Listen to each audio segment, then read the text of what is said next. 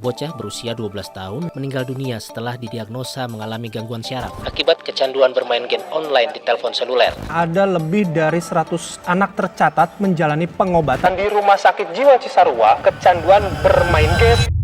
Generasi Alfa, generasi yang digadang-gadang sebagai pemimpin masa depan dan penerus zaman kita saat ini. Namun, dengan cara mereka tumbuh, apakah mereka benar-benar akan menjadi generasi yang membuat dampak besar? Ataukah generasi Alfa akan hancur seperti yang dikatakan banyak orang? Siapa itu generasi Alfa? Generasi Alfa adalah mereka yang lahir antara tahun 2010 dan 2025. Diprediksi menjadi generasi paling banyak populasinya dalam sejarah, dengan lebih dari 2,8 juta anak lahir setiap minggunya. Mereka adalah anak-anak dari generasi milenial. Meskipun jumlah mereka banyak, mengapa generasi lain menganggap tidak ada harapan bagi mereka? Generasi Alfa adalah generasi yang paling bergantung pada teknologi. Mereka tumbuh dengan layar di depan mata mereka, baik itu TV, komputer, atau handphone. Hampir 60% anak-anak memiliki handphone atau sejenis. Inilah yang membuat mereka dijuluki anak-anak handphone. Orang tua sering menggunakan handphone sebagai cara untuk membuat anak-anak mereka tetap tenang, baik di tempat umum, acara sosial, atau di rumah. Namun, apakah ini lebih banyak membawa dampak buruk daripada baik? Iya, pasti kita pinjemin gitu kan. Karena memang sebenarnya ya butuh nggak butuh sih gitu kan. Kita lihat situasi dan kondisi sebenarnya. Bagaimana teknologi ini membentuk masa depan mereka? Banyak cerita tentang anak-anak yang berperilaku buruk di tempat umum, tantrum hanya karena perangkat pintar mereka diambil. This is what happens when mom and dad take away an iPad from 2-year-old Ashlyn Brooks.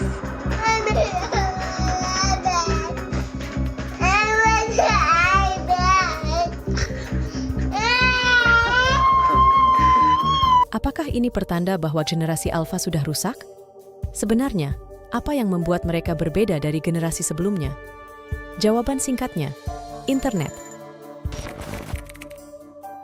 Generasi Alfa telah tumbuh menjadi sangat tergantung pada perangkat mereka, menciptakan kecanduan digital yang sulit dihentikan. Contohnya, pada tahun 2012, seorang anak laki-laki berusia 3 tahun dikeluarkan dari penerbangan Alaska Airlines karena tantrum ekstrim setelah iPad-nya diambil. In 2012, a 3-year-old boy was kicked off an Alaskan Airlines flight from Seattle because of the extreme temper tantrum he threw after getting his iPad taken away. The kid had been playing with a tablet before takeoff, but when planes ascend, all devices were asked to be turned off, and this one iPad was no exception. But when flight attendants tried to get the kid to turn his tablet off, he started to wreak havoc. The child began a raging outburst, hitting his head against the roof of the plane and desperately begging for his tablet back. His family tried to calm him down and buckle him in so that they could take off, but no one was able to control him. Things got so bad that the pilot had to turn the entire plane around on the runway. The boy and his entire family was escorted off the flight, causing them to miss their vacation to St. Martin Island. And this was over 10 years ago at the start of the iPad Kids generation. Pandemi tahun 2020 hanya memperburuk keadaan. Anak-anak terkurung di rumah tanpa interaksi sosial, menjadikan teknologi sebagai satu-satunya cara mereka berhubungan dengan dunia luar. Ini sangat mempengaruhi perkembangan mereka. Mereka kehilangan kesempatan untuk belajar keterampilan sosial dasar yang hanya bisa didapatkan melalui interaksi tatap muka. Lebih jauh, kecanduan digital ini bukan hanya tentang perangkat. Ini juga tentang bagaimana mereka mengkonsumsi informasi dan hiburan. Generasi Alfa sangat dipengaruhi oleh media sosial dan konten digital yang hiperstimulan. Mereka terbiasa dengan rangsangan visual yang konstan, yang dapat mengurangi kemampuan mereka untuk fokus pada tugas yang lebih lambat dan lebih mendalam. Penggunaan teknologi pada dasarnya bukanlah hal yang buruk, tetapi konten yang mereka konsumsi adalah masalah utamanya. Istilah brain rot atau otak yang layu populer di media sosial untuk menggambarkan mereka yang terlalu asik dengan konten digital hingga ke tingkat yang tidak sehat. Banyak konten yang sangat merangsang secara visual dan sering berubah setiap beberapa detik, seperti seri web Skibidi Toilet di YouTube. Konten seperti ini bisa membuat anak-anak terbiasa dengan hiperstimulasi, membuat segala sesuatu yang lain terasa membosankan.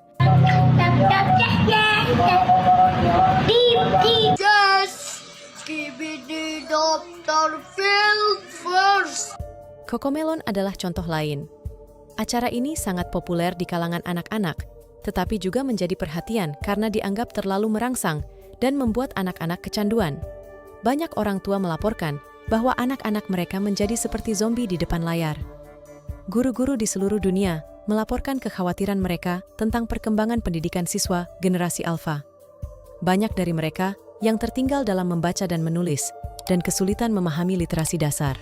Selain itu, alat-alat AI seperti ChatGPT memudahkan anak-anak untuk menyontek, mengurangi penekanan pada etos kerja, dan keterampilan hidup yang berharga seperti berpikir kritis dan komunikasi.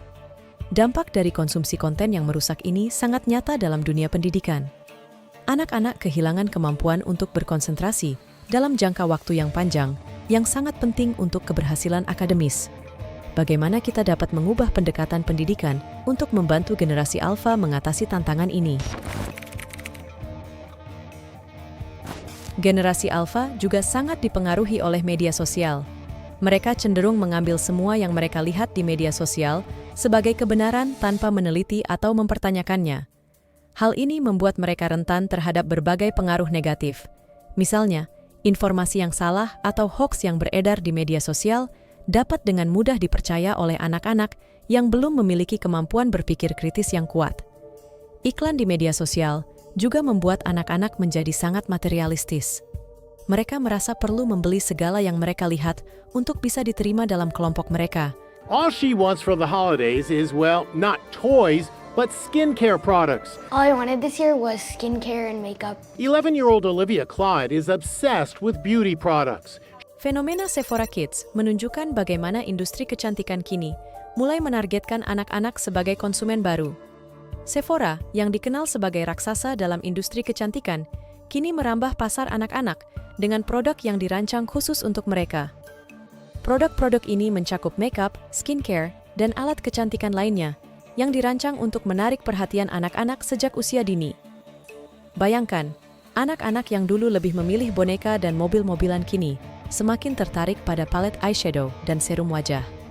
Mereka melihat influencer muda di media sosial memamerkan rutinitas kecantikan mereka, membuat anak-anak merasa perlu mengikuti tren ini.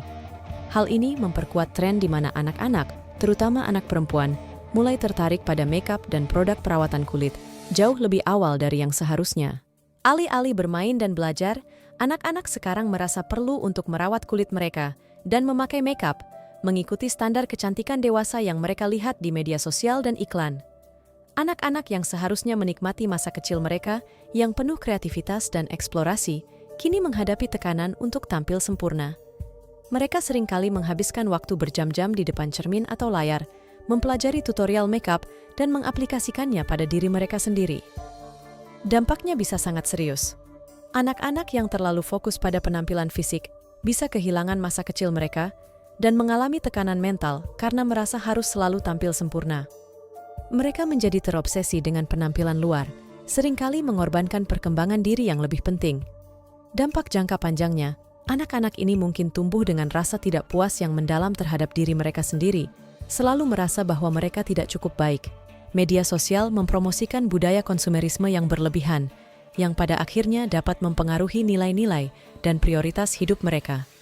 Lebih jauh, media sosial juga bisa menjadi tempat di mana anak-anak mengalami perundungan atau cyberbullying.